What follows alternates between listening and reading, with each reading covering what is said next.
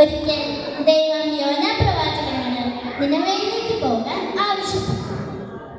എന്നാൽ അവിടുത്തെ ജനങ്ങളെല്ലാം ദുഷ്ടന്മാരായതിനാൽ യോന താർശീശിലേക്ക് കപ്പൽ കയറി.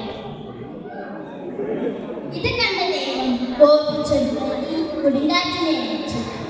കടൽ ശോഭിച്ചു, കപ്പൽ ഇടകി മറിഞ്ഞു. അതിലുണ്ടായവരെല്ലാം അവരവരുടെ ദൈവത്തോട് പ്രാർത്ഥിച്ചു.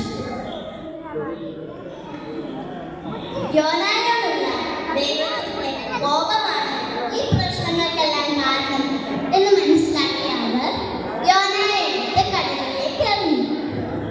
യോനായെ വിഴുങ്ങാൻ ദൈവം ഒരു വലിയ മത്സ്യത്തെ അയച്ചു. പാപം യോന അവിടെ കിടന്ന് ദൈവത്തോട് പ്രാർത്ഥിച്ചു.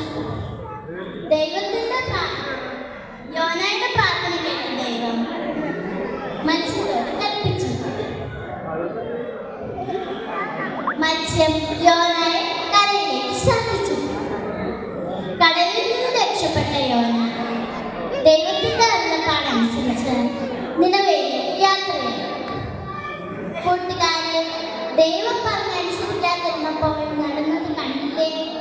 നമ്മളും ദൈവം പറയുന്നതനുസരിച്ചാൽ ഒത്തിരി ആഗ്രഹങ്ങൾ ദൈവം നമുക്ക് തരും.